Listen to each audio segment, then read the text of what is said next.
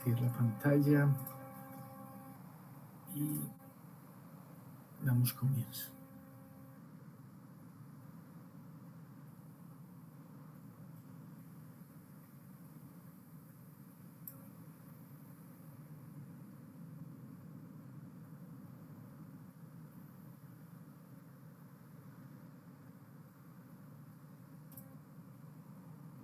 Listo. Bueno, pues primero que todo, pues muchas gracias por estar acá en nuestra reunión semanal, ¿cierto? La segunda reunión semanal para seguir viendo metodología estadística relacionada con el análisis de datos epidemiológicos, ¿sí?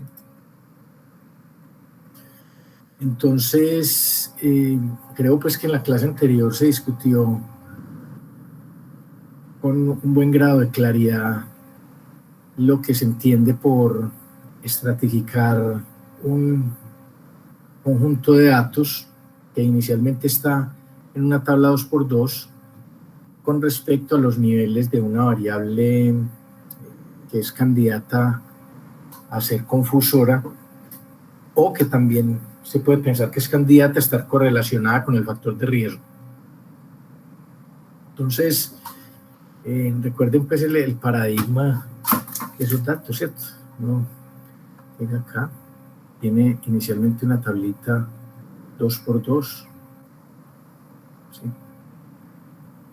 Tenemos esta tabla 2x2,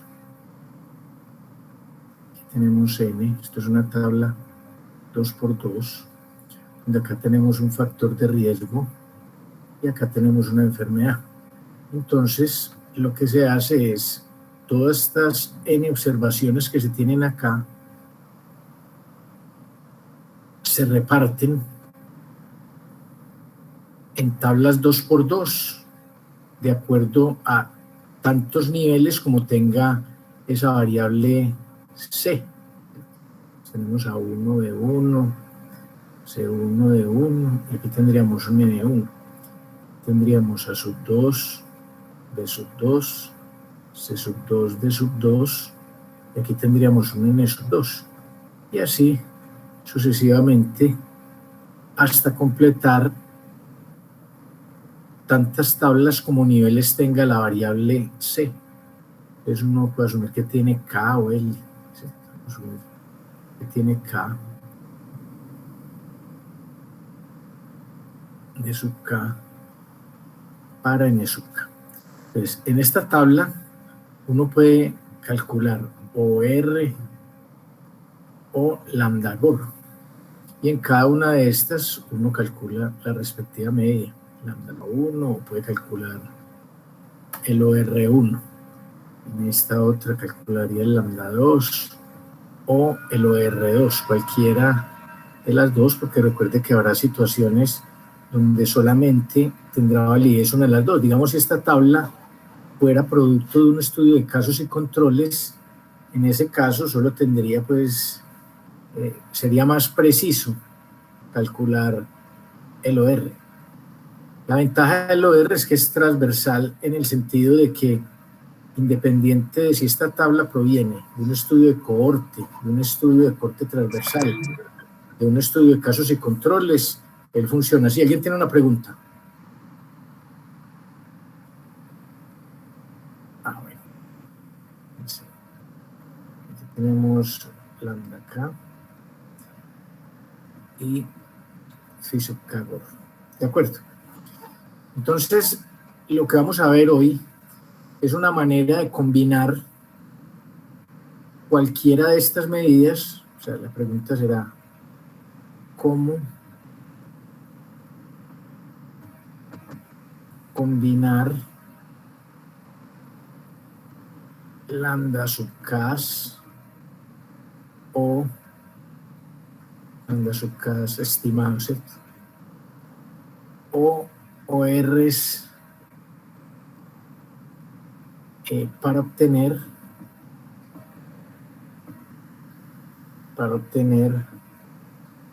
una medida de riesgo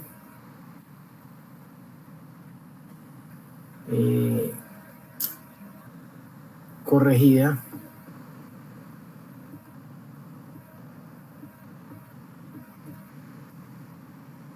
por el potencial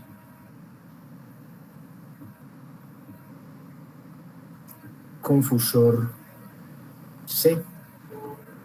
Esa será la pregunta y la pregunta que vamos a responder. ¿Cómo combinar ya sea los lambda sub k estimados o los phi sub k estimados para obtener una medida de riesgo corregida por el potencial confusor C?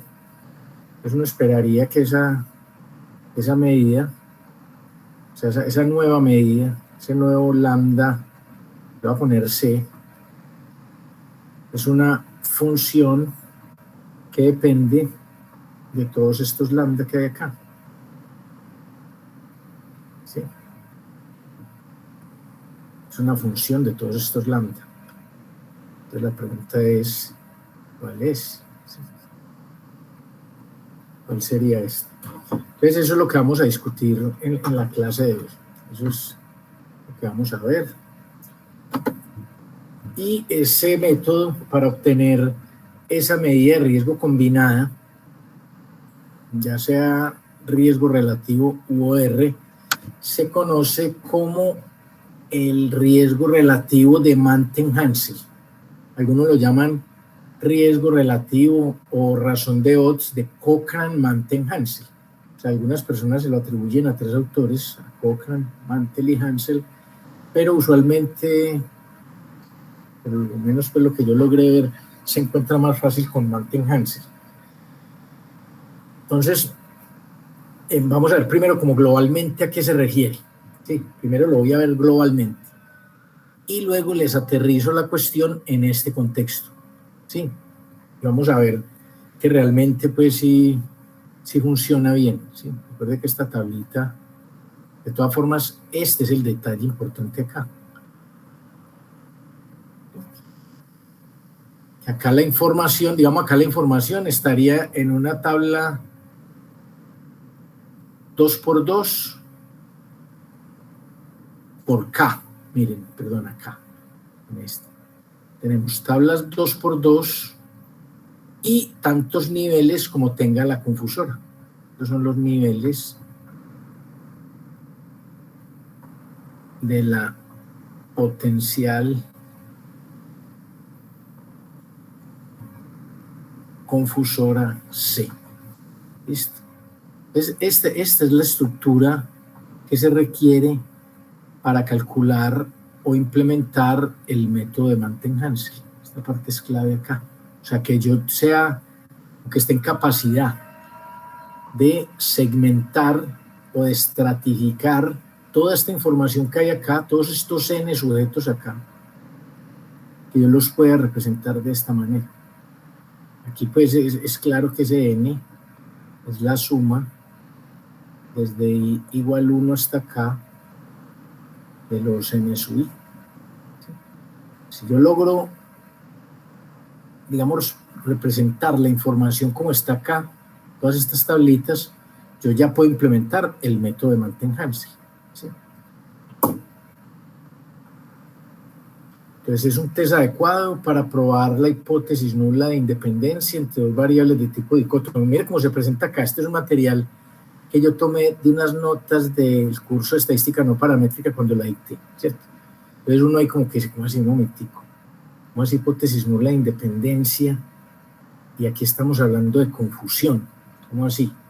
Entonces, permítame, en un rato yo lo expongo de esta manera y luego lo articulo con el tema que tengo, ¿sí? Para que vean que sí casa perfectamente en ese engranaje, ¿sí? Entonces lo vamos a ver de esta manera primero y luego ya lo miramos en el contexto de datos epidemiológicos y el concepto de confusión y de interacción específicamente. Entonces, es un test adecuado para probar la hipótesis nula de independencia entre dos variables de tipo dicótomo. Esto sí es clave acá. Tanto el factor de riesgo como la enfermedad son de tipo dicótomo. Habrá, digamos, propuestas para extenderlo a casos diferentes, donde yo tuviera acá, por ejemplo, R filas y una variable dicótoma, ¿sí? Hay propuestas en ese sentido, pero aquí vamos a ver solamente esta, que es, digamos, la más usada. ¿Sí? Cuando tenemos un factor de riesgo dicótomo, en el sentido de que tiene solamente dos niveles, sí o no, expuesto o no expuesto, ausencia o presencia, y otro que es el de, que se puede llamar la respuesta, que la enfermedad es sí o no, o enfermedad presente o ausente. Entonces, estos son con datos de una población que se puede subdividir en K-clases. En este caso, cuando ellos dicen población, se están refiriendo como a este N, y de tal manera que todos estos N yo los puedo subdividir en estas clases por medio de tablas 2×2. Si uno logra hacer eso, ya el método de Mantel-Hansel lo puede implementar. Este test fue introducido en el 59 por Mantel y Hansel en este artículo que se llama Statistical Aspects of the Analysis of Data from Retrospective Studies of Disease, Journal of National Cancer Institute. Dice, aspectos estadísticos del análisis de datos a partir de estudios retrospectivos de la enfermedad. ¿Sí? O sea, estudios donde ya la información está recopilada. Posteriormente se encontró que el método también se puede adaptar para estudios prospectivos. También se encontró que se puede adaptar para estudios de casos y controles. O sea, el método se puede adaptar para prácticamente todos los estudios importantes, para todos los tipos de estudios importantes en epidemiología. Entonces miren que es un argumento que yo he discutido con ustedes en repetidas ocasiones, que no porque algo sea viejo sea malo, ¿sí? Lo que está bien planteado, lo que está bien pensado, es como se usa la palabra en inglés, timeless, o sea, no tiene tiempo ni espacio. La belleza no tiene tiempo ni espacio. La belleza que reviste un método de tanta simplicidad pero tanta efectividad sigue vigente. Usted incluso ve paquetes muy nuevos, como ahora les voy a mostrar uno en R, donde se implementan la metodología de Mantel y Hansel.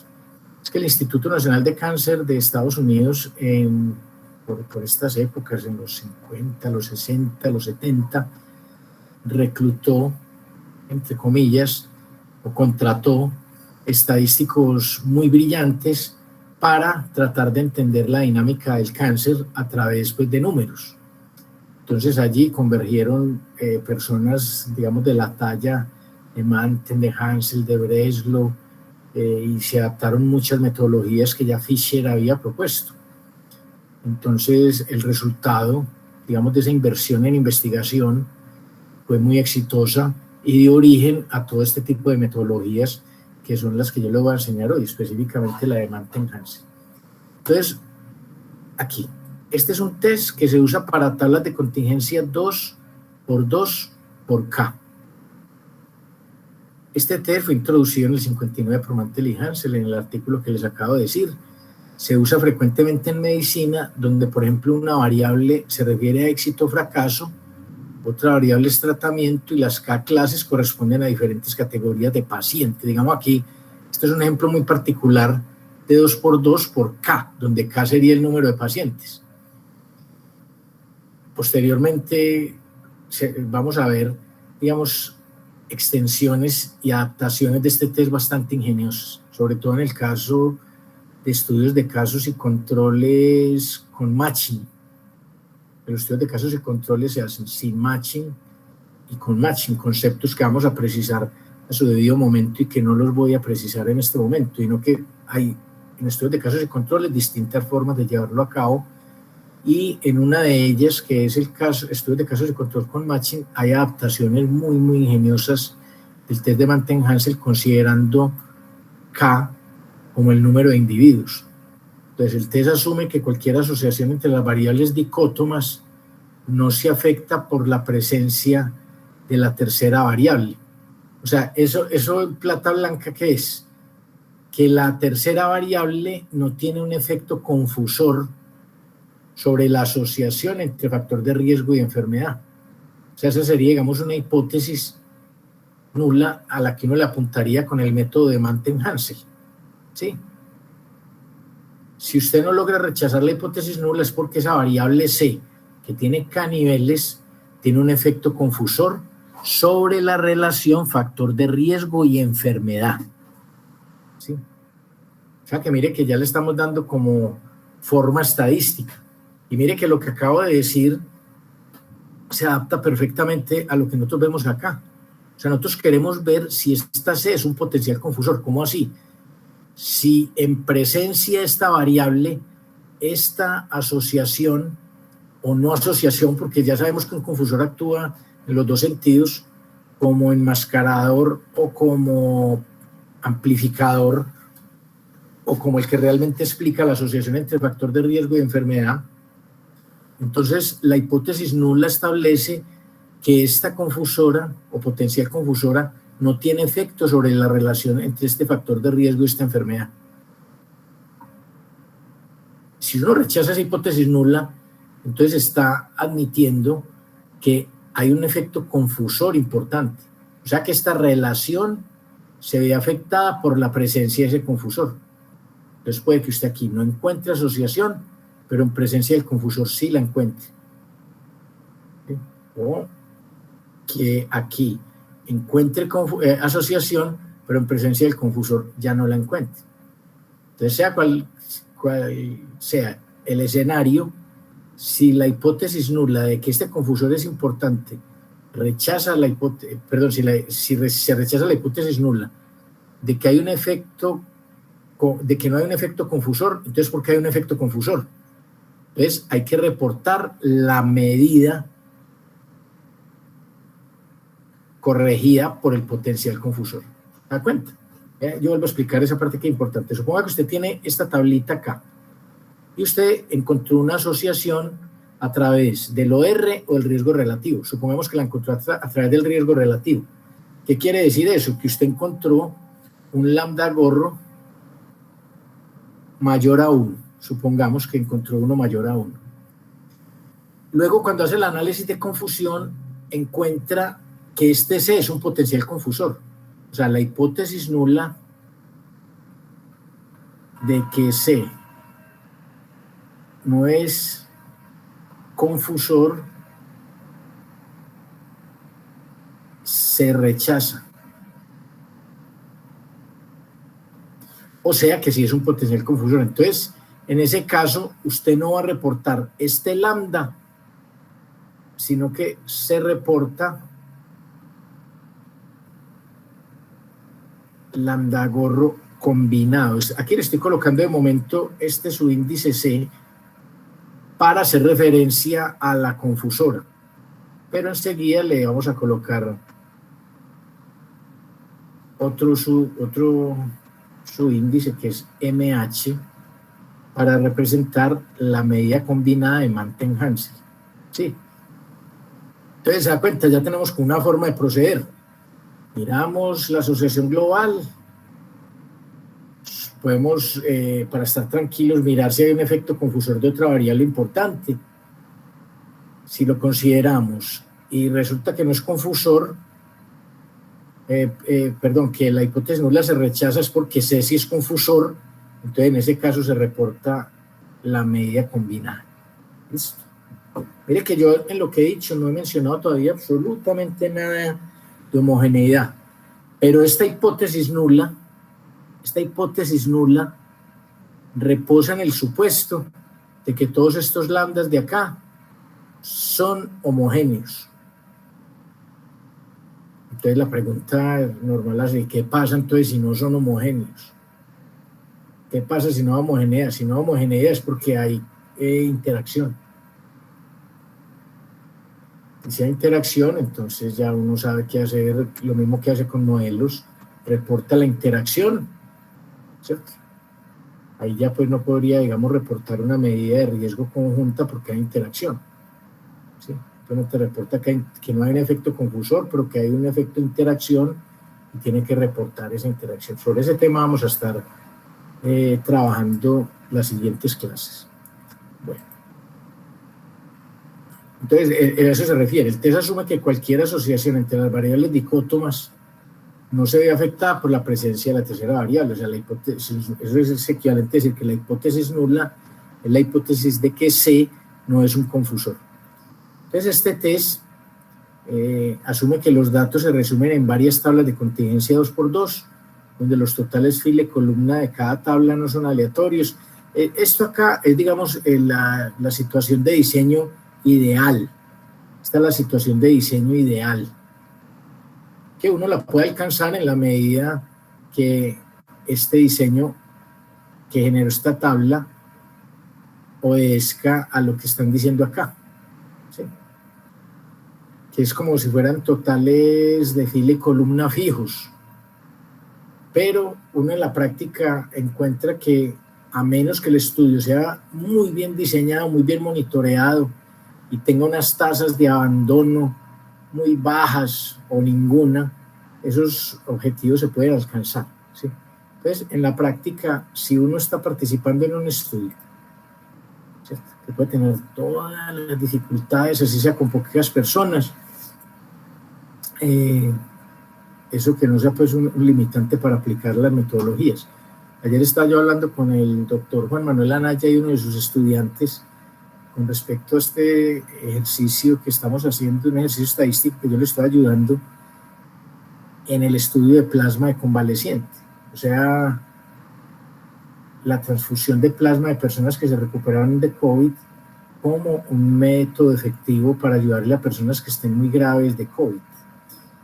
Y es un estudio que tiene muy pocas personas, o sea, tiene pero poquitas personas, tendrá por ahí 10 personas donantes, o sea, los tamaños muestrales son supremamente pequeños, y ahí hay abandonos, y un abandono ahí con 10 pacientes se siente más que un abandono si usted tuviera 100, 200, 300 pacientes.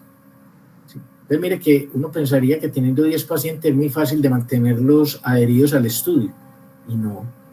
Por alguna razón, los familiares pueden decir, no, es que están experimentando con mi papá para cobrar plata del COVID, lo que era, lo sacaron uno de los pacientes y no se le pudo seguir pues administrando el plasma. Y el doctor Anaya todavía no me ha dicho la cifra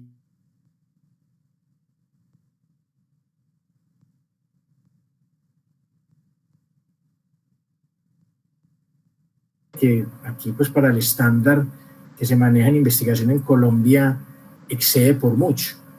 Y a pesar entonces de que ellos encontraron patrocinio, o sea, estamos hablando del orden de miles de millones de pesos para recopilar esa información. Entonces, es lo que yo les insisto mucho, hacer experimentos en la cabeza funciona bien, pero cuando uno ya va a hacerlos es donde encuentra las dificultades, y este es un experimento. Ser exitoso sería una alternativa de tratamiento contra el COVID, y eso sería muy buena noticia para toda la humanidad. En Estados Unidos el estudio pareció no mostrar mucho efecto. Aquí sí hemos encontrado algún tipo de relaciones. Yo todavía, digamos, yo las divulgo así por encima, porque yo entiendo que el estudio es un estudio con un nivel de confidencialidad supremamente alto. Hay varios equipos corriendo en una carrera de 100 metros planos en el mundo para ver quién llega primero a una cura potencial, ¿cierto?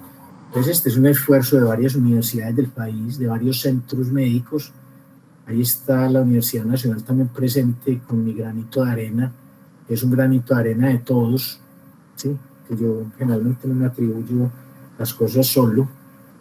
Es un esfuerzo, y si logramos llegar a algo, que yo ya he visto cosas muy interesantes que yo sé que les va a gustar, mañana tengo una reunión con ellos, eso es un logro de escuela, es un logro de universidad. Entonces, ahí las dificultades están presentes, o sea, es algo que se diseña muy bien desde un principio. Se habla, es que una matriz metabulómica o algún nombre rarísimo, que es una estructura muy aceptada en biología, pero en términos de tamaños muestrales es inalcanzable por los costos. Entonces las personas recopilan unos datos y usted como estadístico le toca extraer información de esos datos disponibles. Y lo que nos ha hecho famosos a los estadísticos es nuestra habilidad de sacar mucha información, a veces de pocos datos. Es una situación, o sea, yo no puedo llegar y decirles, no, vaya, tráigame 5 pacientes más, ya no, ya lo que recopilaron fue. Ellos estuvieron durante más de 3 meses haciendo el estudio, y el primer mes, y afortunadamente y gracias, digamos, a las influencias y al nombre que tiene el doctor Juan Manuel Anaya, le dieron esos permisos rápido, esos comités de ética para llevar a cabo ese estudio. Pero yo no puedo llegar a decir, no, anda a recopilar 3 pacientes más, ya no. Ya lo que fue, esos son los datos.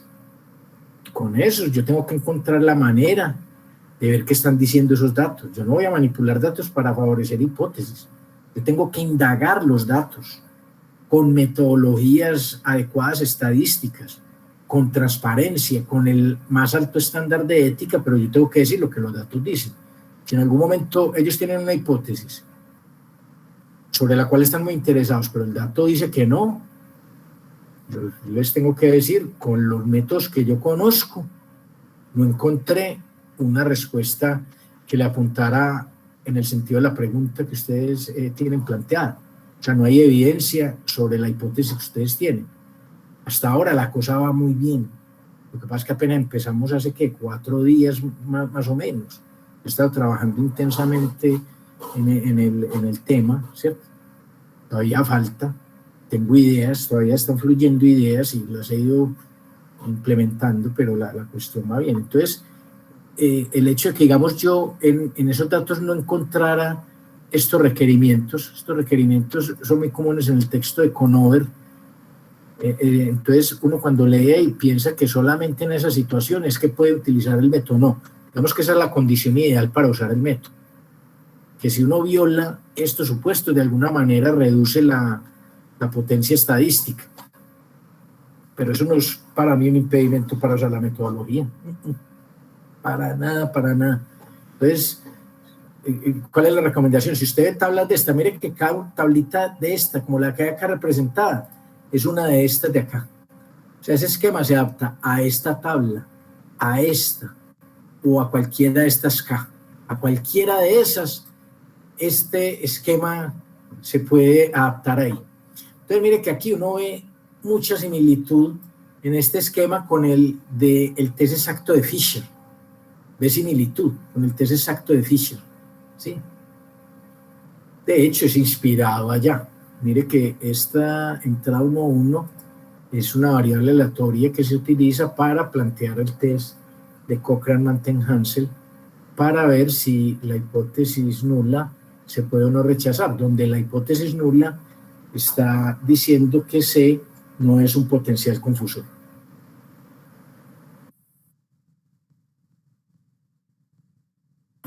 Entonces, hasta ahí me están siguiendo, ¿sí? Bueno, entonces ahí tenemos ya el esquema de la tablita genérica. Todas las tablas de contingencia son obtenidas de experimentos independientes. Los supuestos para cada tabla de contingencia son los mismos del test exacto de Fisher. El estadístico de prueba lo están llamando T4, la misma notación de Conover, que uno pudiera utilizar cualquier otra letra aquí. Entonces mire que es la suma desde igual 1 hasta acá de los XY, o sea, suma todas las entradas 1.1 de todas estas tablas que hay acá.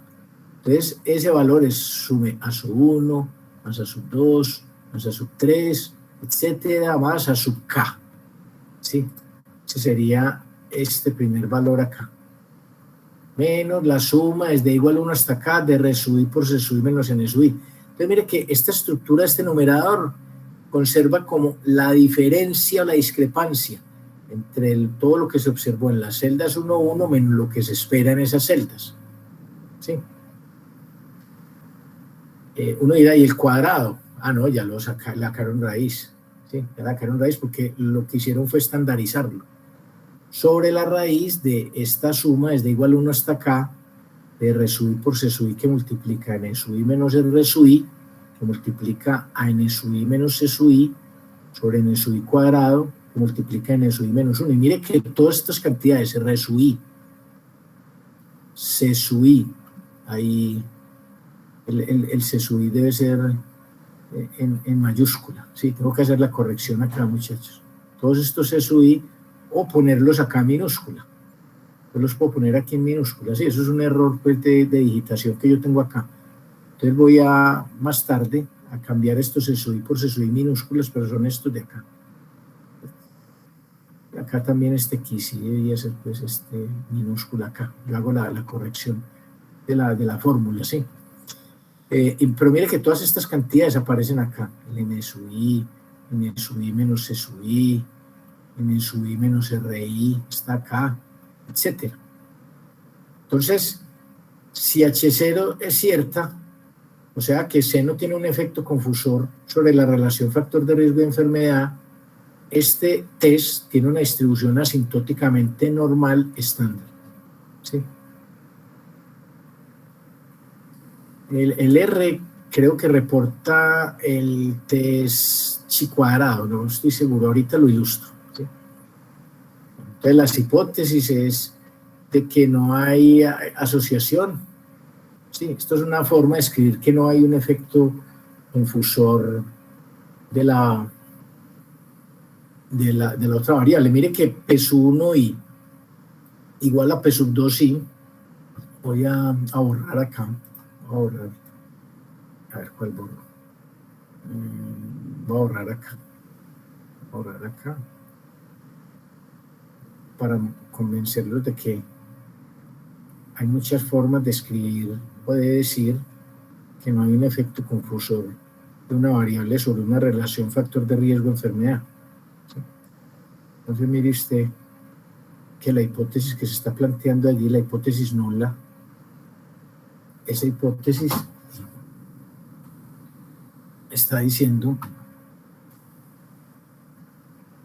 ese H0 es P sub 1i igual a P sub 2i, que es equivalente a decir P sub 1i sobre P sub 2i igual a 1. Y esta P sub 1i es la probabilidad de enfermar dado que se está expuesto en el estrato iésimo de la variable de confusión. Entonces, si por ejemplo está en el nivel 1, si estuviera acá, entonces la hipótesis ahí sería P sub 1,1 igual a P sub 2,1, que sería la probabilidad de enfermar dado que se está expuesto, es igual a la probabilidad de enfermar dado que no se está expuesto. Entonces el factor de riesgo no tendría ningún problema. Pero si yo hago esta hipótesis con respecto a todos los niveles de la confusora, estoy diciendo que no hay un efecto confusor sobre esta relación. Y este cociente de probabilidades en realidad es un riesgo relativo I, es igual a 1. Entonces la hipótesis nula es la hipótesis de que lambda I es igual a 1 para todo I. ¿Sí? O sea que no hay una asociación acá. ¿Sí? Así se puede representar esta hipótesis que hay acá. ¿Sí? Pues aquí pues estos detalles yo no me voy a preocupar mucho con la manera en que calcula estos valores P, ¿sí? Porque el R y el SAS me va a resolver ese problema. Yo no tengo que va a pasar rápido. Aquí dice, cuando los totales fila o los totales columna no son fijos, sino aleatorios, el estadístico T4 no tiene una distribución aproximadamente normal. En este caso es más adecuado utilizar este estadístico, ¿cierto? Pero ¿qué diferencia hay entre este estadístico y este de acá? ¿Cierto? La diferencia radica acá en este denominador. Mira que están utilizando N sub I al cubo, ¿sí? En todo caso, como acabo de decir, el R y el SAS no se van mucho como por las recomendaciones que hace Conover en este sentido, sino que él tiene maneras de calcular estos valores P, ya sea utilizando factor de corrección o sin usar factores de corrección. ¿Sí? Aquí dice que para calcular valores P no se debe usar el factor de corrección. Yo esta recomendación estoy en total desacuerdo con ella. ¿Sí? Es que acá ya se hizo una corrección, acá. ¿Sí? para mejorar precisamente la convergencia asintótica del test. Y el factor de corrección mejora la aproximación. Entonces, esta parte acá, yo la dejo porque es lo que dicen con Over, pero yo no estoy de acuerdo con ella. Ahora nos vamos a dar cuenta el por qué. ¿Sí? Entonces vamos a ver un primer ejemplo. Vamos a ver 2 ejemplos. Me detengo muy poco, lo miro así rápidamente, y el siguiente sí es uno de Woodward. Entonces dice 3 médicos, cada uno con un grupo de pacientes de cáncer, les dan a sus pacientes un tratamiento experimental para ver si la probabilidad de éxito es mayor que la de falla. O sea, si la persona mejora o no. A eso se refiere con éxito. No sé, un paciente con cáncer que tenga un nivel de dolor muy intenso, un éxito puede ser que le redujo el dolor un 20, un 30%, ¿sí?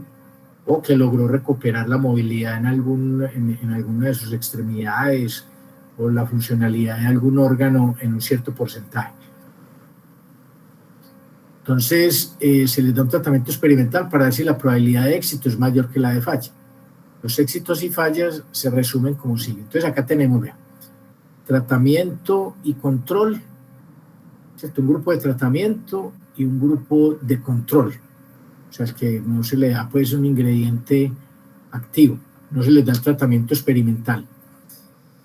Y mire que aquí hay 3 tablitas, ¿sí? O sea, la tabla global, ¿cuál sería? La tabla global en este caso sería, en la entrada 1 tendría 10 más 9, 19 más 8, 27, en la entrada 1. En la otra tendría 1, entonces tendría A, 27, B, 1, C sería 12 más 11, 23, más 7, 30, y la otra sería 6. Sí, esa sería la tabla global. Entonces sería 27, 1, y la otra sería 36, ¿cierto? Esa sería la tablita 2×2. Y acá está dividida en 3 niveles de acuerdo a los grupos que se tienen. ¿Sí? Son 3 grupos de pacientes. Entonces, mire que aquí estaría la tablita 1, que sería 10-1, 12-1. La tablita 2 sería 9-0, 11-1. Y la tablita 3 sería 8-0, 7-3. Entonces, estamos en una situación donde K es igual a 3 y tenemos las 3 tablas.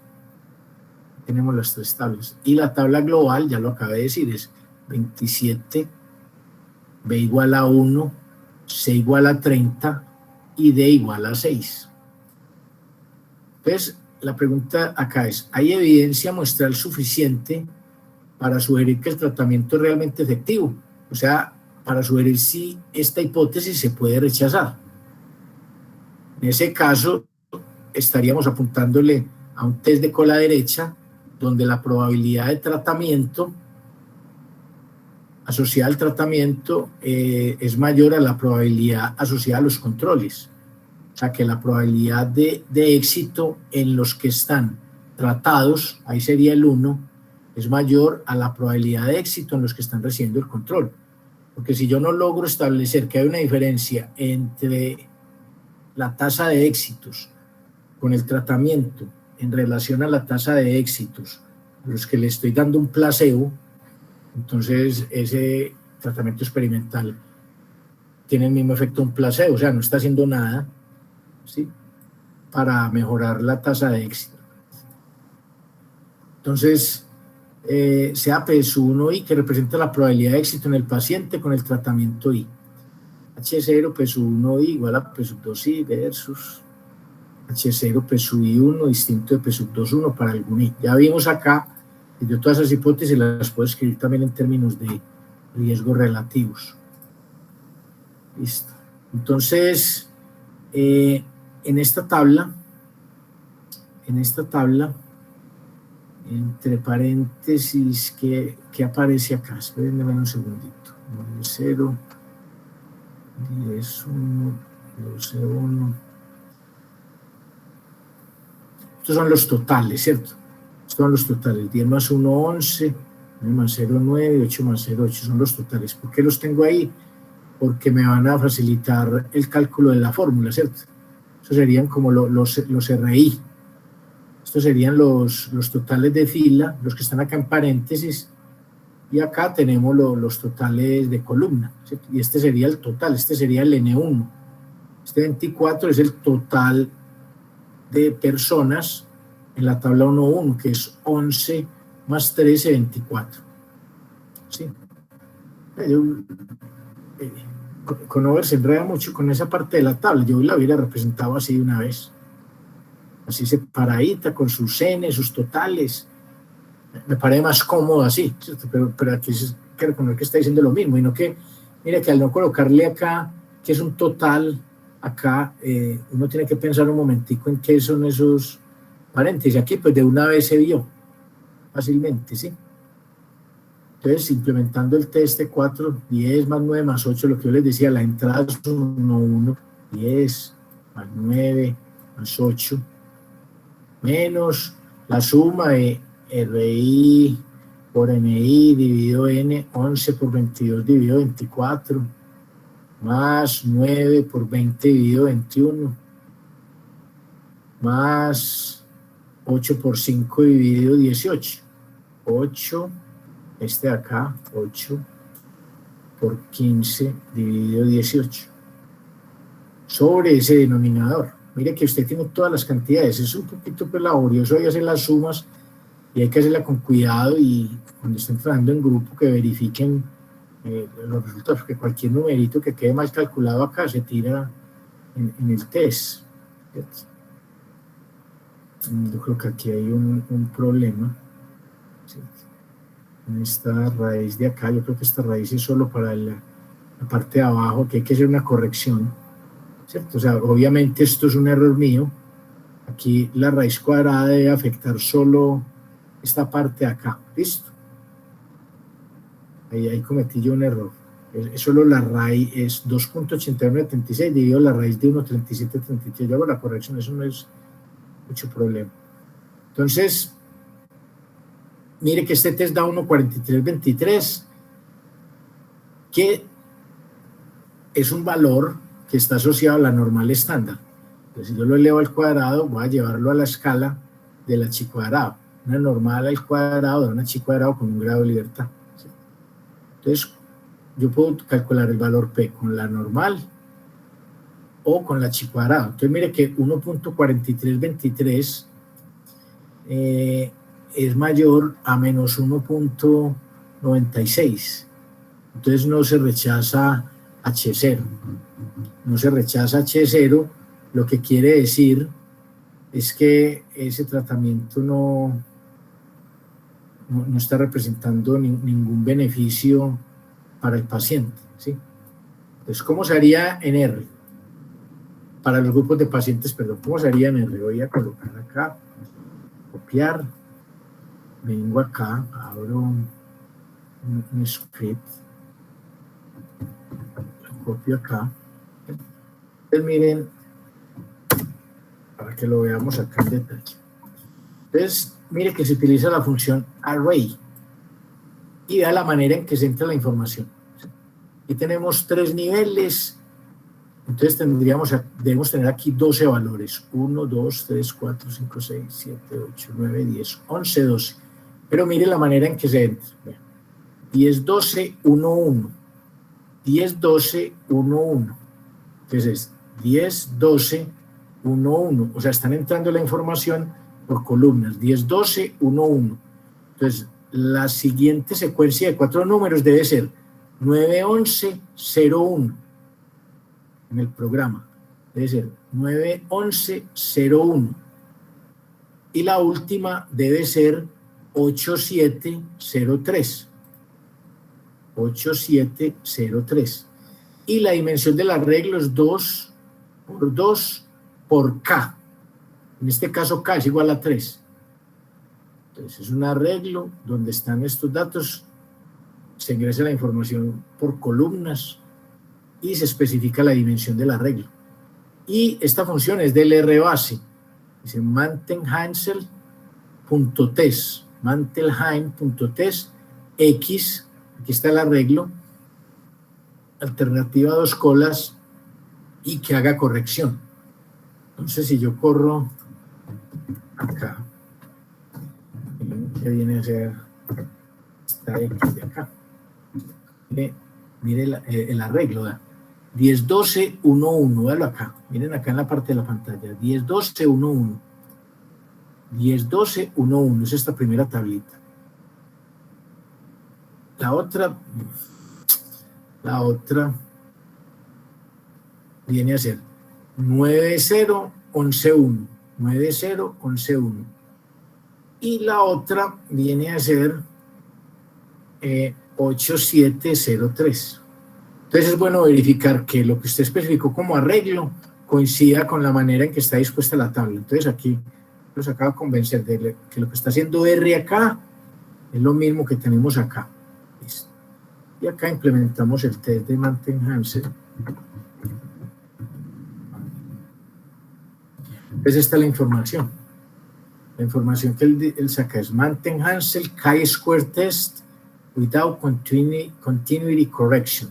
O sea, test chi cuadrado de Mantegn-Hansel sin factor de corrección. Entonces mira que el R no se va por la versión asintóticamente normal reportada en el texto de Conover, sino que se va por la forma chi cuadrado en la cual fue formulado inicialmente en el artículo del 59, ¿sí? Pues dice el data X, ahí no dice que es un arreglo, pues nosotros sabemos que es un arreglo. El valor chi cuadrado es 2.0515, que coincide exactamente con el que nosotros obtuvimos a mano. O sea, al implementar este test y elevarlo al cuadrado, nos da 2.0515, que es el que tenemos acá. ¿Sí? Entonces, el valor P es .1521. Mire la hipótesis alternativa acá.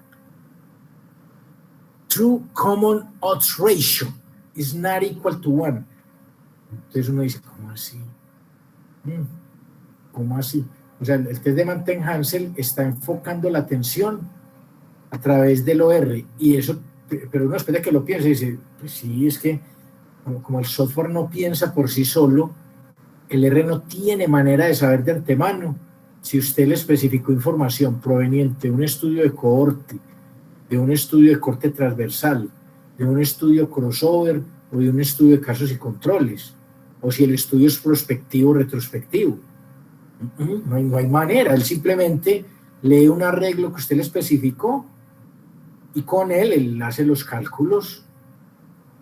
Entonces, el para curarse en salud, como él sabe que los que programaron R, saben que el OR es transversal, entonces vamos a reportar todo en términos de ORs, no hay problema. Pero entonces, ahí queda uno como con la duda, ¿cierto? Uno dice, pero es que yo lo planteé con riesgos relativos. Entonces, la hipótesis alternativa debería ser true common relative risk is not equal to 1. O sea, reemplazar common odds ratio por common relative risk. Entonces, con esta función de Mantegn-Hansel estamos en ORs. Ahí no, pero de todas formas sirve para validar la información. Ahora, si yo soy bien insistente y digo, no es que yo la quiero en riesgos relativos, o si no, cancelo el curso. ¿Sí? Si busca, si va a encontrar el test de Wolf, que aquí yo también lo tengo, lo adicioné, que en Woodward creo que lo mencionan por allá en las referencias, pero no lo dan explícitamente. Entonces, ese material lo vamos a cubrir acá también. O sea, donde la hipótesis alternativa ya no sea true common odds ratio is not equal to 1, sino true common relative risk is not equal to 1. Y vamos a ver que las diferencias en valores son muy pocas. Muy pocas. Y eso me confirma a mí el hecho de por qué los epidemiólogos, cuando hablan de OR y de riesgo relativo, ellos asumen que es lo mismo y se van a almorzar tranquilos. Y en realidad, en términos numéricos, en términos prácticos, las cosas a veces no difieren, pero casi en nada. Entonces, vemos los que disfruten el almuerzo tranquilo. Nosotros sabemos que hay ciertas diferencias, pero vamos a reconocer que en el nivel práctico esas diferencias son muy pocas. Bueno, sigamos leyendo acá esta interesante salida. Aquí dice 95% confidence interval. Intervalo de confianza el 95%. Para el OR. Para el OR. Punto 556.3793. Y el Common Odds Ratio viene a ser la medida de riesgo común. O sea, ellos acá están apuntando a un phi gorro común, que es un phi gorro de Mantel-Hansel. ¿Sí? A ese le están apuntando acá. ¿Sí? Y ese es el valor común. Ese es el valor común. Vamos a hacer el ejercicio de cuál es el valor global. O sea, cuál es el valor global. Si todavía tengo acá en la cabeza los valores, eran 27.136, 27.136, entonces 27 por 6, 27 por 6 dividido 30. Entonces mire que el valor da 5.4.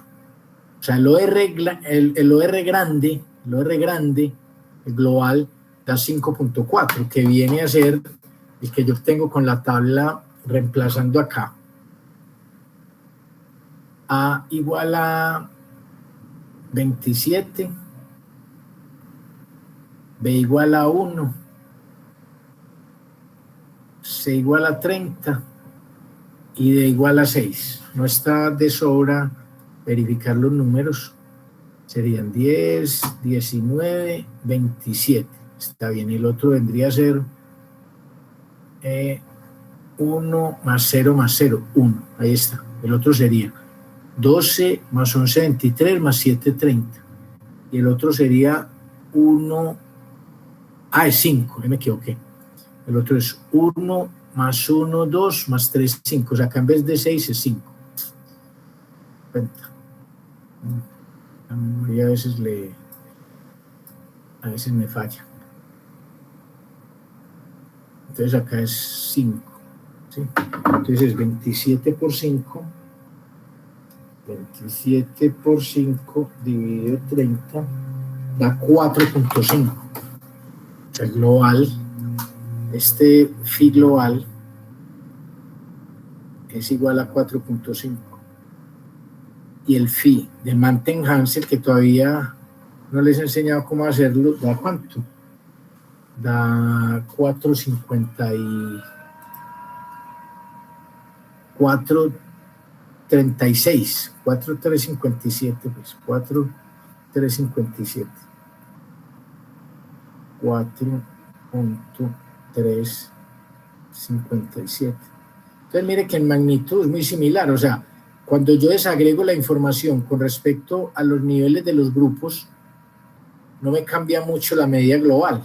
Entonces parece que no hay un efecto confusor. Entonces ahí no hay diferencia en las probabilidades de éxito en los grupos.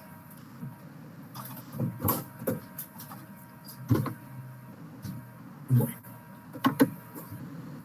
Sí está claro cómo está acá. Hay que todavía por resolver qué hacer cuando yo insisto en trabajar con riesgos relativos y no con razones de odds. Entonces ahí está el código, ¿cierto? Sigamos acá. Bueno.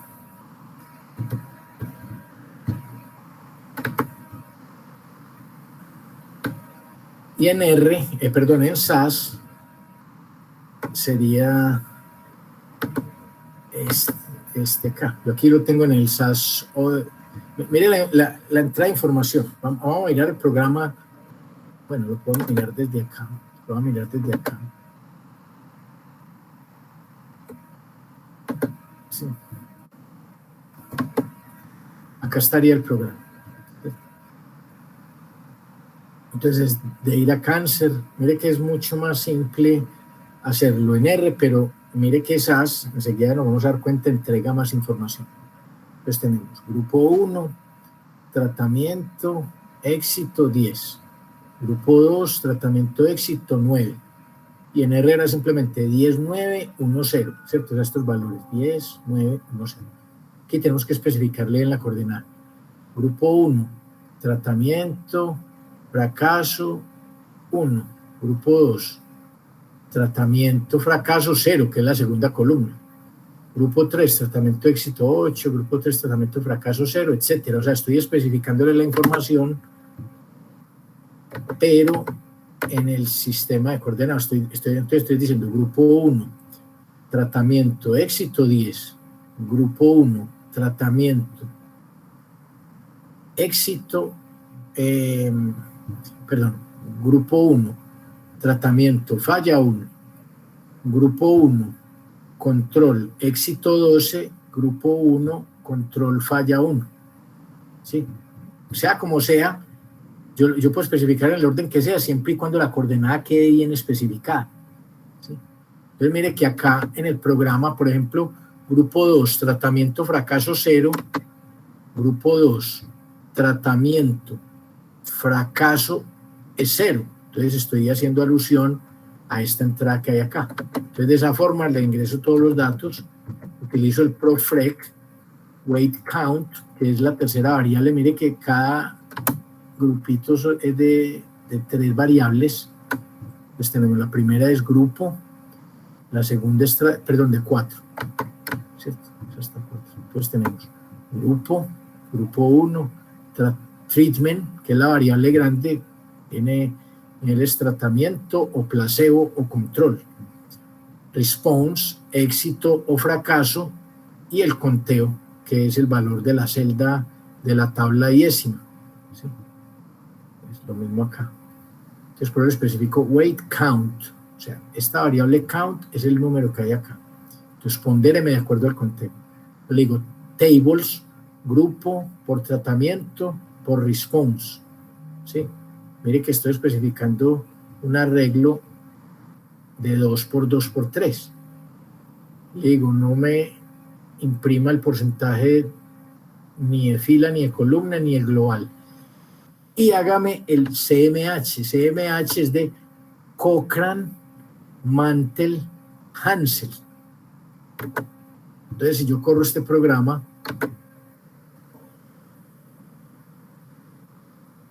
ahí tengo las mismas tablitas, mire. 12, 10, 1, 1.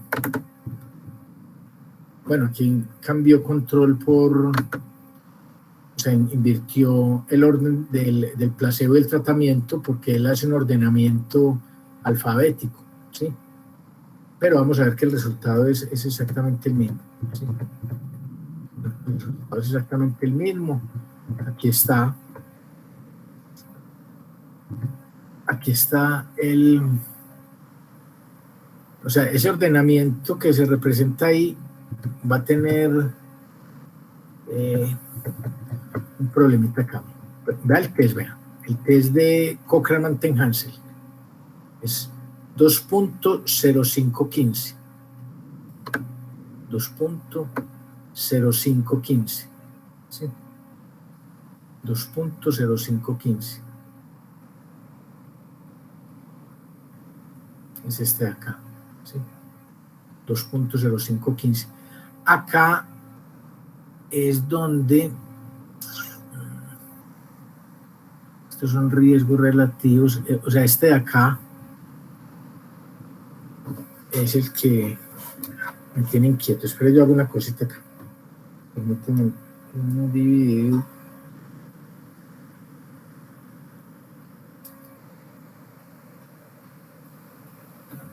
O sea, le está reportando es o sea, haga 1 sobre punto 2295. ¿Por qué tendríamos que hacerlo así? Porque mire que él organizó la tabla al contrario de la nuestra. ¿Por qué? Porque él le colocó un ordenamiento en el orden alfabético. ¿Sí? Si yo quisiera pues arreglarlo, yo tendría que hacer lo siguiente. Tendría, a ver, para que me quede. Déjenme, yo le coloco una A aquí a todo esto. Déjenme así, nomás.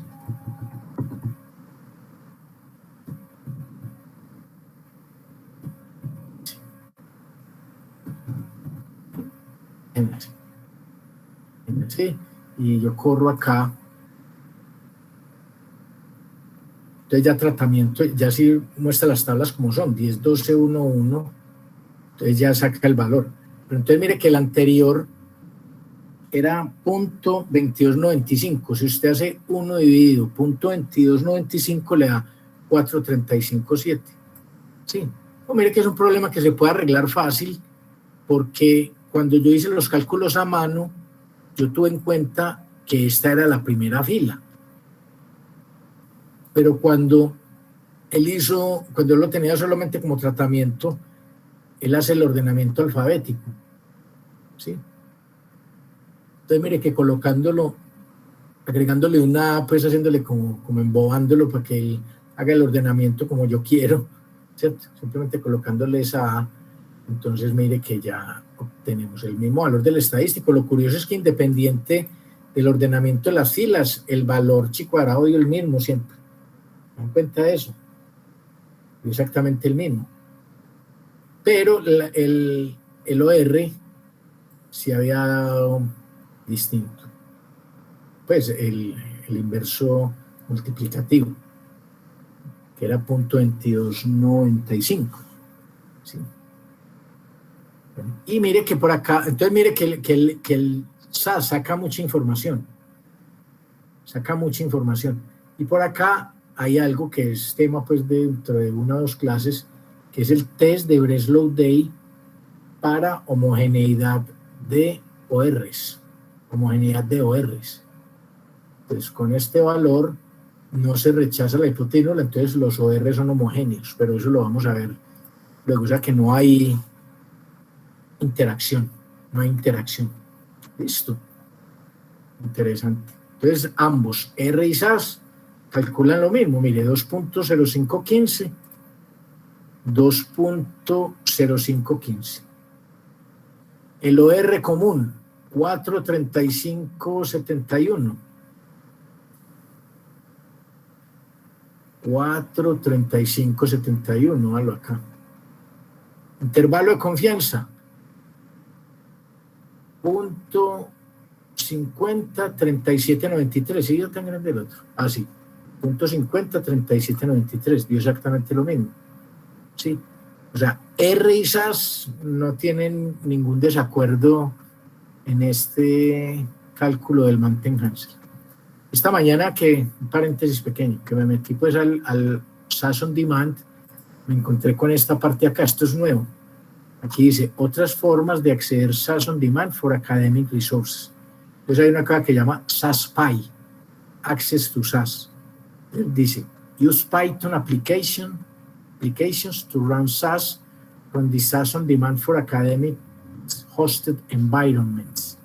Entonces dice, algunos pasos de configuración se requieren. Entonces mire que esto es una forma de integrar SAS y Python. Sí, el que sea bien gomoso con lo que tiene que ver con programación va a encontrar esto es una muy buena noticia. La última vez que yo me metí acá, solamente aparecía SAS Studio y se escribe y corre código SAS con un ambiente de desarrollo SAS basado en la web. Sí. Entonces mira que ya habría pues que explorar, ¿qué es cierto? ¿Cuál es la configuración? Si uno sí tiene los mínimos requeridos para hacerlo, pero esto es muy buena noticia. O sea, Python, nosotros sabemos que está muy integrado con R, pero también había noticia por ahí en el aire que SAS y Python también apuntan a lo mismo, y en los cuadernos Jupyter que uno encuentra cuando trabaja con Python o con R, con R Markdown para crear documentos HTML, mira esto, me pareció curioso, pues yo no lo exploraba, porque yo hace rato no trabajo Python, yo estoy aprendiendo hace por ahí año y medio, sino que lo abandoné porque me pareció que es un software más enfocado a las personas que desarrollan aplicaciones, como a otro tipo de cosas muy interesantes, pues digamos lo que tiene que ver con inteligencia artificial, con deep learning, con redes neuronales es bastante poderoso. Y yo le apunto más, digamos, a las aplicaciones estadísticas. Entonces, por ahí nos quedaron algunos programitas y cosas que hice ese ejercicio y que lo voy a retomar eventualmente, porque uno no puede, pues, ignorar que Python hoy por hoy es uno de los software más importantes del mundo. ¿Sí? Entonces, era simplemente esa noticia, por si no lo habían notado. Recuerden que ustedes, si todavía no tienen una cuenta en SAS On Demand for Academics Dashboard, yo les recomiendo que la abran para que tengan su SAS Studio en caso de que quieran trabajar de manera más cómoda con el SAS. ¿Sí? Yo me refiero a trabajar más cómodo porque hay ciertos ejercicios que se hacen más fácil en SAS que en R. Pero si uno es insistente, seguro encuentra la función de R que hace lo mismo. Entonces, yo de todas maneras no voy a ser estricto en eso. Usted use R o SAS, pero debe usar R o SAS. ¿Sí? O sea, software estadístico. Bueno, sigamos acá. Entonces ya los convencí de que SAS y R hace lo mismo. Entonces, ahora lo que queda pendiente es cómo se calcula este OR común. Ese Commonness Ratio, ¿cómo se calcula? Y se conoce como el OR de Mantel-Hansel. Entonces vamos a ver ya cómo se hace. Entonces se discutirán métodos para analizar y controlar la confusión, pero mire que la estructura del método de Mantel-Hansel casa perfectamente en lo que tiene que ver con confusión. Entonces veamos este ejemplo, veamos este material y luego un ejemplo. Entonces aquí está razón de odds de Mantel-Hansel. Razón de odds de Mantel-Hansel. Es un método para eliminar los efectos confundentes de una potencial variable de confusión. Cuando este se aplica a razones de odds, el método consiste esencialmente en calcular un promedio ponderado de las razones de odds calculados en todos los estratos de la variable de confusión. O sea, es un promedio ponderado de todos los OR. En Paisa, es un promedio ponderado de todos estos phi que hay acá. De phi sub 1 gorro, phi sub 2 gorro y phi sub k gorro. El truco es la constante de ponderación que él utiliza. Pero eso es lo que hace. Él combina toda esta información, ¿sí? Y esa es la forma de combinar teniendo en cuenta los niveles de la variable de confusión. Entonces, si ese valor corregido resulta ser muy diferente a este valor global, entonces hay evidencia de confusión. Mire que en el ejemplo que acabamos de ver, ese valor corregido de 4.357 no resultó ser muy distinto del valor global. Entonces ahí no hay un efecto confusor. Ahí no hay un efecto confusor. Entonces se puede reportar, yo creo que yo lo dije mal ahora, se puede reportar este OR. O sea, si hay evidencia de un efecto importante del tratamiento y no hay un efecto confusor de los grupos a quienes se les aplicó. Así es que se debe interpretar, no que la probabilidad de éxito sea distinta, no. Mire que a nivel global, cuando yo cojo la tabla 27.135, el OR global fue 4.5. Y cuando considero como potencial confusor los grupos a que les aplicó, no hay un efecto confusor de esa variable. Entonces, en este caso, como no hay un efecto confusor, yo reporto el global. Si hubiera un efecto confusor, debo reportar el de Mantel-Hansel, porque me eliminó el efecto confusor. Entonces, los factores de ponderación son inversamente proporcionales a las varianzas de las razones de odds. ¿Sí? Entonces, enseguida miramos la fórmula. En este caso se asume que existe una razón de odds verdadera común a todos los estratos de la variable de confusión.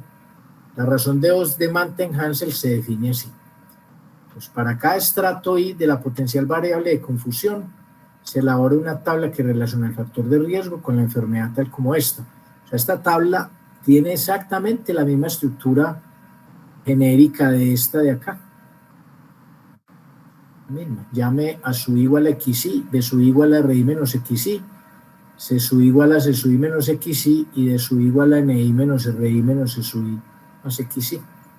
Y lo tiene la misma. Entonces tenemos esta tabla. Mire que cada tablita de estas es una de estas de acá. Cualquier tablita de estas tiene esta estructura. Tiene exactamente esta estructura. Entonces aquí tenemos factor de riesgo, expuestos no expuestos, y estatus de la enfermedad, enfermo o no enfermo. Pues hay SUI expuestos y SUI barra no expuestos. Aquí miren la barrita, pues sí se alcanza a ver cuando yo amplío suficientemente bien acá, miren, SUI barra. Y aquí están los de SUI, que es el total de enfermos, y el de SUI barra es el total de no enfermos. De la razón de Bose-Mantel-Hansel ajustada con respecto a la potencial variable de confusión se define como phi gorro de Mantel-Hansel, que es la suma, y variando desde 1 al número de niveles de la confusora de A sub I por D sub I dividido en I sobre la sumatoria desde igual 1 hasta el número de niveles de la confusora de B sub I por C sub I dividido en I. Entonces mire que esta suma, al estar recorriendo todos los niveles de esta confusora, es una medida que está combinando la información de todas las tablitas 2x2 en esta división que yo estoy haciendo de estos n datos. ¿Sí? Vea que yo aquí estoy combinando la información de todas esas subdivisiones, de todos esos estratos de o niveles de la potencial variable de confusión. Entonces acá dice, se puede demostrar que el error estándar estimado, el logaritmo de phi gorro de Mantel-Hansel, es la raíz cuadrada de la sumatoria de P sub I por RI sobre 2 veces la sumatoria de RI cuadrado, etcétera. Toda la fórmula que hay ahí. Es una prueba que no es, digamos, muy simple, sino que es de mucho cuidado, pero que se fundamenta como las otras y como casi todas las que pretenden encontrar errores estándar en el método delta, que es una aproximación de Taylor de segundo orden. Y con ella se pretende encontrar formas cerradas para las fórmulas de errores estándar. ¿Sí? Pero un error estándar de esto yo lo puedo obtener también a través de remuestreo de todas esas tablas que conforman los estratos y puedo calcular vía Bootstrap un error estándar que es competitivo con el que hay acá. Pero esta es una fórmula cómoda, una fórmula muy cómoda, donde mire que P sub I depende de las frecuencias observadas en el estrato diésimo de la potencial variable de confusión. Entonces tenemos A sub I más D sub I sobre N. Mire que todas las formulitas dependen de los valores que yo observo en la diésima tabla. ¿Sí? Entonces yo tendría no solo manera de calcular el OR de Mantel-Hansel, sino también con el error estándar, su intervalo de confianza, pero mire que el R hace ese trabajo por nosotros. Toda esa fórmula del OR de Mantel-Hansel, véalo aquí, 435.7, él cogió e hizo este cálculo acá. Él internamente reconoció que usted le especificó un arreglo, mire el arreglo acá, entonces él calculó el lambda U, el phi 1, el phi 2 y el phi 3 gorro, los combinó con la formulita que hay acá y obtuvo este de acá. Y también calculó este error estándar con esta fórmula y obtuvo este valor que hay acá. Entonces es más cómodo no podía ser, ¿cierto? Más cómodo no podía ser. Entonces él hizo todos estos cálculos acá. Entonces un intervalo de confianza del 95 para el log de phi de Mantel-Hansel está dado por L del lower, del límite inferior de este logaritmo de phi de Mantel-Hansel. Entonces sería el log del phi gorro de Mantel-Hansel menos 1.96 veces el error estándar del logaritmo de phi gorro, y el U de upper del límite superior sería el log de phi gorro de Mantel-Hansel más 1.96 veces el error estándar del log de phi gorro de Mantel-Hansel. Entonces, un intervalo de confianza del 95 para el phi gorro de Mantel-Hansel está dado por esta fórmula. Este en realidad es el que se reporta acá. Es el que se reporta, pero se requiere ese error estándar. Entonces, figorro de Mantegna-Hansel es la razón de odds, ajustada con respecto a la variable confundente. Es decir, se elimina el efecto de la variable confundente. Cuando se calcula figorro de Mantegna-Hansel, se asume que no hay interacción. Y esto debe probarse antes de calcular el figorro de Mantegna-Hansel. Mire que el R no hace esa prueba. Mientras de que el SAS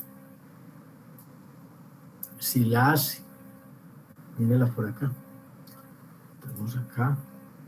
Mírela por acá. Mírela por aquí al final.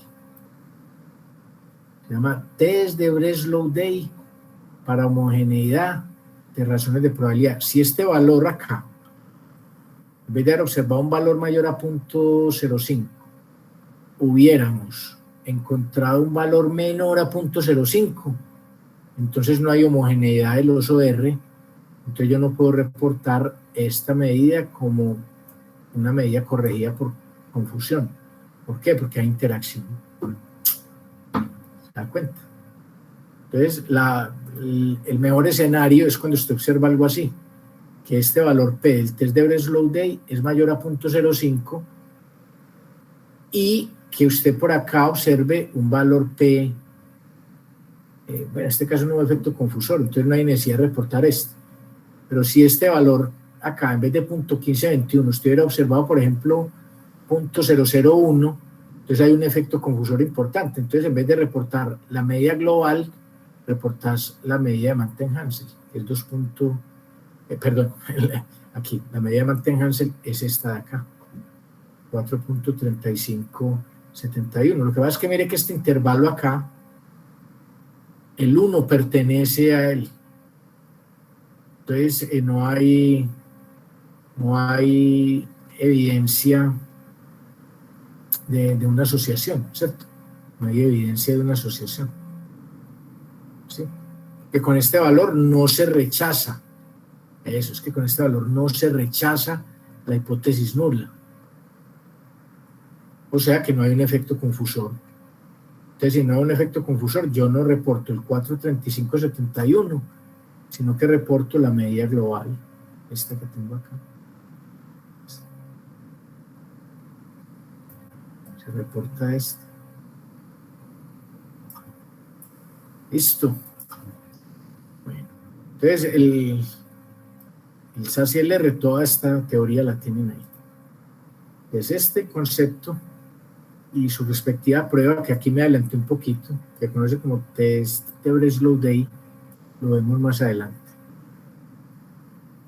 Bueno, entonces considere los datos de 6 años del SHHS, Scottish Heart Health Study, donde se registraron 4.383 hombres sin síntomas de enfermedad coronaria del corazón. La variable poseer casa fue registrada, renta o dueño de casa. Entonces, considere como confusor la variable fumar. Listo. Entonces tenemos esta información acá. Entonces está la tabla global. Vamos a calcular el ORI global. El OR global sería 85 por 2.400 dividido 1.821 por 77. O sea, el producto cruzado acá. 85 por 2.400 dividido 1.821 por 77. Esto da 1.455. 1.455 es el global. Entonces, considere como confusor la variable fumar. Entonces, mire que estos 4.383 personas que hay acá, las voy a estratificar de acuerdo a los niveles de la potencial confusora. Pues tenemos 2.726 más 1.657, eso da exactamente 4.383. Si yo sumo 33 más 52, me da 85. Si yo sumo 48 más 29, me da 77. Entonces esa verificación siempre es útil hacerla para ver si la suma de las respectivas entradas a su I, B su I, C su I, D su I, da los de la tabla global, para saber si usted estratificó bien. Listo. Entonces, en cada una de estas tablas calculamos el OR. Este sería OR1, este sería OR2, y este OR1, ahí está pues bien especificado. Aquí se alcanza a ver, lo voy a ampliar un poquito, es 33 por 1722 dividido 923 por 48, da 1,28. Y para no fumadores es 52 por 678 dividido 898 por 29, que da 1,35. Entonces, bien, con estos datos implementé el método de Mantel-Hansel. Entonces, para calcular el OR de Mantel-Hansel, yo tengo que identificar todo: A1, A2, B1, B2, C1, C2, D1, D2, el total de enfermos, el total de no enfermos en el estrato 1, el total de enfermos y no enfermos en la segunda tabla, o sea, en el nivel 2 de la potencial confusora, el total de expuestos y no expuestos en el nivel 1 y el total de expuestos y no expuestos en el nivel 2. Ahí están los respectivos números que son los que aparecen en esa tablita anterior, en estas de acá. Puedo sacar todos esos números y verificar que sí son. Entonces, el figurro de Mantel-Hansel es esta suma. Mire que me está combinando los ORs, ¿cierto? Me está combinando este con este, ¿cierto? ¿Sí? ¿Sí te das cuenta? Y este es el factor de ponderación 1 sobre la suma de 48 por 923 dividido 2726 más 29 por 898 dividido 1657, 1 sobre esa cantidad es el factor de ponderación. Entonces, este OR de Mantel-Hansel da 1,32. O sea, yo combiné estos dos de acá. ¿Cómo sería ese comparado con el promedio de estos dos? El promedio de estos dos sería 1,28 más 1,35 dividido 2 da 1,315. O sea, el promedio ponderado de Mantel-Hansel es virtualmente el mismo que el promedio común y corriente de estos. Que yo los puedo combinar de esa.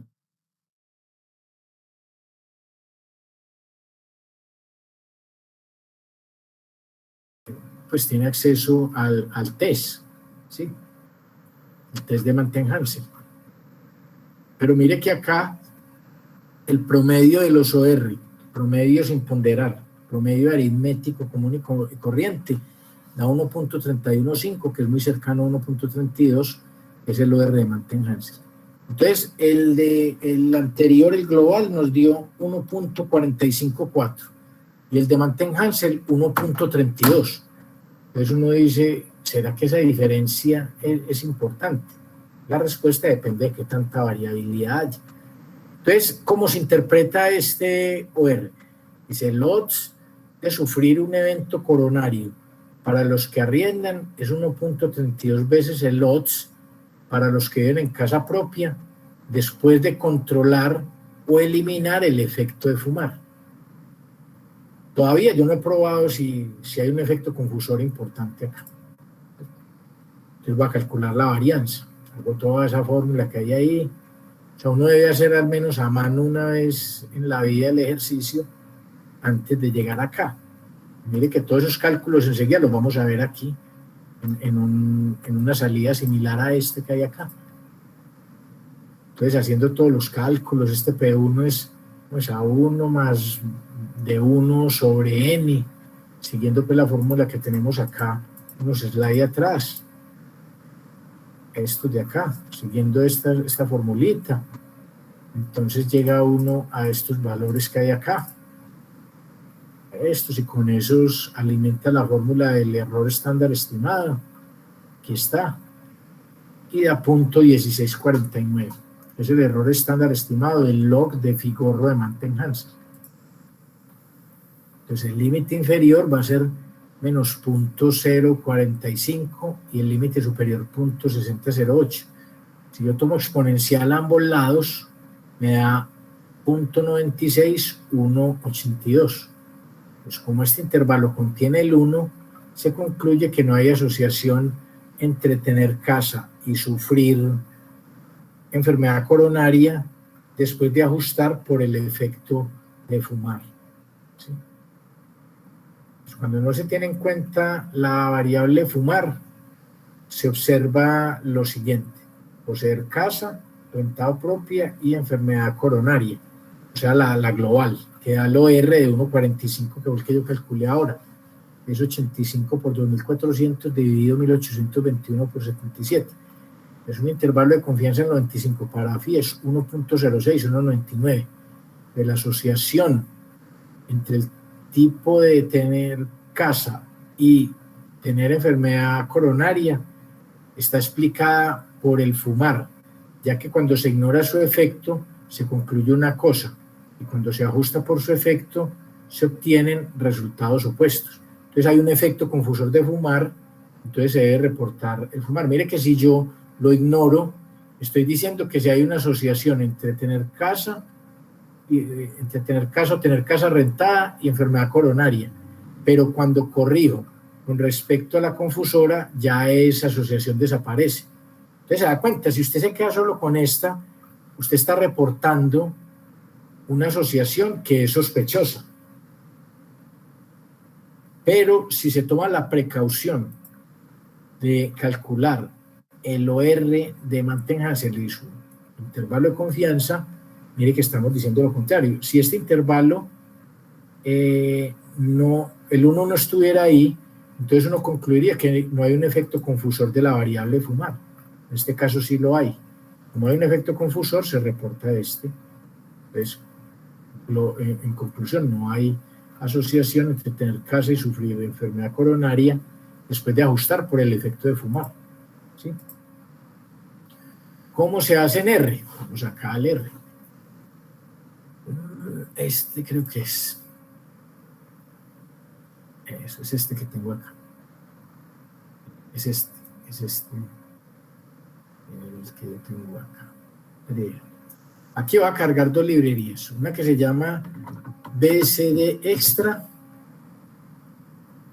Está cargando unos paquetes. Ya los cargó. Y Library Dex Tools. Estas son, digamos, librerías que extienden un poco más lo que usted encuentra en la función del rbase, que es mantenjael.test.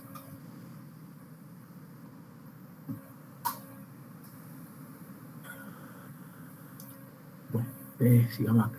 Entonces, el ejemplo es este acá. Es este. Entonces vamos a ver este X acá. Entonces, la misma tablita, vamos a ver 33,923. Vamos a decir la misma acá. 33,923, 48,1722. 48,1722. Y la otra tablita es 52,898. 52,898, 29,678. 29,678. ¿Cierto? Y el test de Mantegna-Hansel, este CMH test es de la librería BCD Extra. Lo voy a correr acá. Pues digo, ¿cuánto? Core es 2.8049. 2.8049. Ese test, bueno, nosotros no lo hicimos con un test, ¿cierto? No lo hicimos con un test, sino con un intervalo de confianza. Entonces, este acá es hacer el test global de asociación, ¿cierto? Miren, yo veo una cosa acá. ¿Qué pasa si yo corro nomás acá?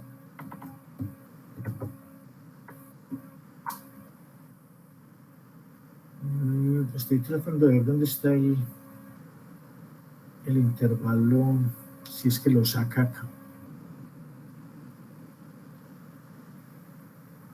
Acá solamente hace la prueba de hipótesis, ¿cierto? Esta función sea CMH test del BCD extra, lo que hace es calcular el estadístico de Cochran-Mantegn-Hansel, ¿sí?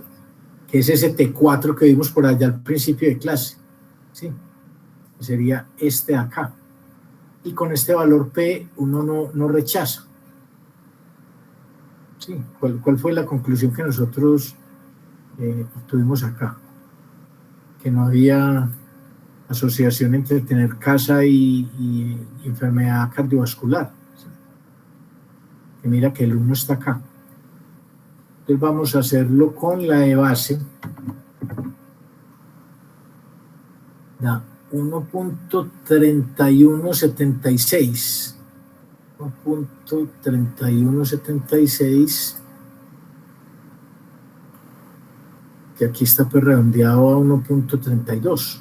Entonces yo fui el que redondeé, pero si yo hago el cálculo bien hecho me va a dar exactamente 1.317. Yo lo redondeé a 1.32, dalo acá. Ese es el Common Ratio.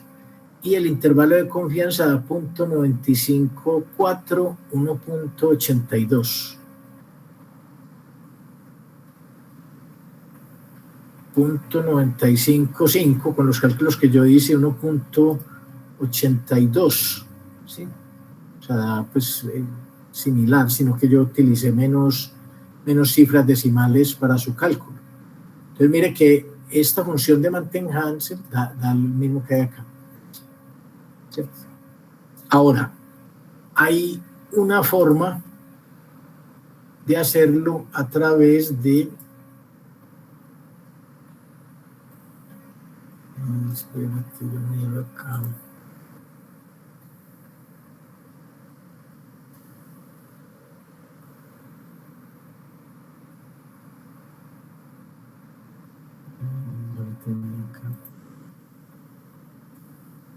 Eso.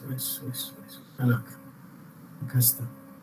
Hay una librería que es la que yo les recomiendo a ustedes para hacer y vamos en las siguientes clases a dar argumentos de por qué, que se llama la EPIAR. Esta librería está cargando, ¿cierto? Es muy completa. Entonces vamos a hacer ese mismo ejemplo con esa librería. Acá tenemos los datos, ¿sí? Con estos de acá. Miren que el arreglo es 2 por 2 por 2, porque realmente tiene solamente dos niveles esta variable. Entonces 2 por 2 por 2. El último número me representa los niveles de la variable de confusión. Entonces veamos este ejemplo. Veamos este ejemplo acá. Ahí está el arreglo. Es el mismo. 33.93, 48.722, 52.898, 29.678. Exactamente el que habíamos obtenido aquí arriba. Es este mismo. Y hay una función que se llama epi.2bi2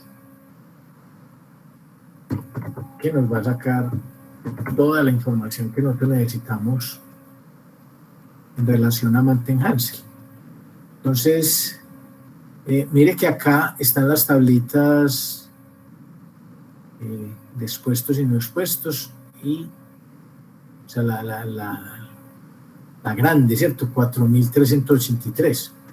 O sea, la misma estructura de tabla inicial. O sea, la tabla que me está mostrando ahí es esta misma. ¿Sí?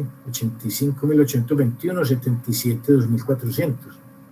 Es una forma de uno ver si está haciendo bien, porque recuerden lo que me pasó ahora. Cuando él, por alguna razón, en el ordenamiento de la variable coloca, en vez de aquí rentada propia, o sea, invierte estos órdenes, entonces, si hay asociación o no, es lo mismo, porque eso no depende de si yo coloco propia o rentada. Pero la medida de riesgo sí cambia, porque si yo invierto el orden acá, o sea, reemplazo rentada por propia, él me va a reportar es el inverso multiplicativo del OR. Entonces, por eso es bueno verificar que esté haciendo bien las cosas. Y miren la cantidad de cosas que saca acá. Entonces aquí tenemos el OR de Mantegn-Hansel. Mire que él redondea a 2 cifras y el intervalo es 0.95, 1.82. Sí, entonces está pues más... Yo puse pues 0.96, 1.82, es básicamente el mismo. Vuelvo y digo, por la forma en que yo estoy, por el número de cifras decimales que yo estoy usando para hacer el cálculo. Sí, por eso que tengo esta pequeña discrepancia acá, pero eso no importa. ¿Sí? Bueno, acá tenemos el intervalo. Bueno, ahí tenemos el intervalo de confianza. O sea, esta línea que tenemos acá hace lo mismo que la función Mantelheim.test, sino que él saca más cosas. Mire, vea esta, por eso es que vamos a recomendar esta. Él dice, el Mantegn-Hansel para homogeneidad de riesgos relativos y Mantegn-Hansel para homogeneidad de ORs. ¿Sí? O sea, él va a ir mucho más allá que la función Mantegn-Hael.test en el sentido de que va a hacerlo también con riesgos relativos. ¿Sí? Esta es la función que nosotros vamos a estar utilizando mucho cuando trabajemos con Mantel-Hansel. ¿Sí?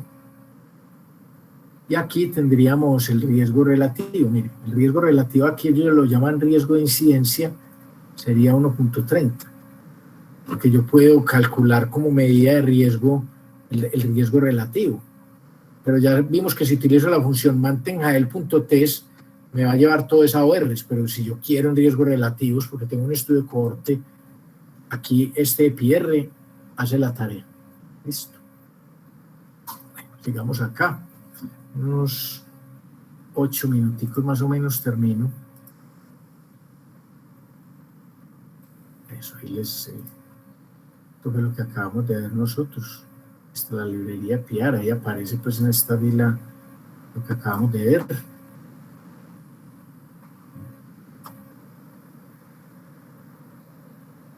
Listo.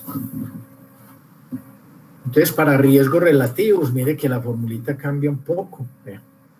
El error estándar también. Y el intervalo de confianza. ¿Sí? Y el EPR me lo calcula, véalo acá. Si yo lo hiciera a mano, siguiendo esta fórmula, que es un buen ejercicio para que ustedes hagan, para que se convenzan, si lo hacen a mano, con estos mismos datos deben obtener este 1.30, 0.95, 1.78. Y ahí tendríamos las pruebas de homogeneidad de riesgos relativos y la prueba de homogeneidad de ORs. ¿Sí? Pues sigamos acá. Entonces la prueba de Cochrane-Mantegn-Hansel es la prueba de homogeneidad, usualmente conocida como... este es el test. Este es el test de Cochrane-Mantegn-Hansel. Dice, la asociación entre un factor de riesgo y una enfermedad controlado por la presencia de la variable confundente también puede ser evaluada usando el test de Cochrane. O sea, en vez de utilizar un intervalo de confianza, puedo usar un test. Entonces, y en ese caso, esta función de acá, Cochrane-Mantegn-Hansel test, es la que me está dando el valor del estadístico y su valor P, que es lo que voy a ver acá. Entonces, con la librería BCD extra, yo lo puedo hacer, pero también, si usted mira, la del SAS, él también le da estos valores, él también le da estos valores acá, mire. Le da los valores acá, del test. Entonces, sea que usted utilice intervalo de confianza, como acá, o test, el R y el SAS lo hacen. ¿Sí? Ya usted elegirá cuál de los dos le gusta más. Entonces, la hipótesis que se plantean son estas dos. H0 establece que no existe asociación entre factor de riesgo y la enfermedad, aún después de controlar por la variable confundente, mientras que H1 establece que sí existe asociación estadísticamente significativa entre el factor de riesgo y la enfermedad, aún después de controlar por la variable confundente. Pues para el estrato I de la variable confundente se construye la tabla de contingencia. Dado que se obtuvieron los totales de fila y columna, se puede asumir que a su I, o sea, este valor de la entrada 1,1 es una hipergeométrica NI, es su I de su I, entonces su valor esperado y su varianza van a estar dados por esta fórmula, que son las de una hipergeométrica. ¿Se da cuenta por qué les decía yo que entonces se utiliza la idea del test de Fisher en su construcción? El estadístico de prueba en este caso es la suma de los I y variando desde 1 el número de niveles. Esto no es una matriz de covarianza y décima, no, es la sumatoria. Desde I variando desde 1 hasta el número de niveles de la confundente, y a su I menos esta suma al cuadrado sobre la suma de estas varianzas. Y aproximadamente, o sea, es asintóticamente una chi cuadrado con un grado de libertad. Y usando el factor de corrección de Yates, la misma, pero le coloca aquí menos 0.5. Y esta prueba asume que no hay interacción entre el factor de riesgo y la variable confundente. Entonces, ejemplo, considere los datos a 6 años del SHS, los mismos datos que venimos trabajando, la tablita 2x2. Usando el método de Mantel-Hansel para calcular el figorro, nos da 1.32, ya yo lo había ilustrado por allá atrás y también lo interpreté. El odds de sufrir un evento coronario para los que arriendan es 1.32 veces el odds para los que viven en casa propia después de ajustar por el efecto de fumar. Entonces vamos a probar esta hipótesis. Entonces necesito todas estas cantidades que hay acá, que las tengo en cada una de las tablitas 2x2 que yo tengo reportadas acá atrás, o sea, de estas tablas, estas de acá, ¿me las pasé o qué? De estas dos. En estas dos tablas yo saco todos estos valores que hay acá, todos estos valores que hay acá, calculo este y también calculo el test.